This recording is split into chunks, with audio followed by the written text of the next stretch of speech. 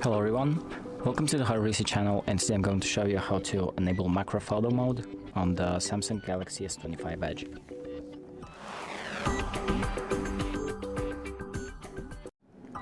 So the first thing that we're going to do is turn on the camera, open up the camera app, and then we're going to just place our phone near an object that you want to take a macro photo of.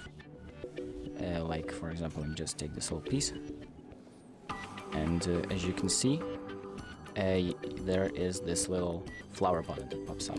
This is basically the macro photo mode. So as you can see, once I enable it, the focus is clearer and I can bring my phone closer to get more details. So now I can take a photo, and the photo will be taken in macro mode. So that's about it. Thank you for watching.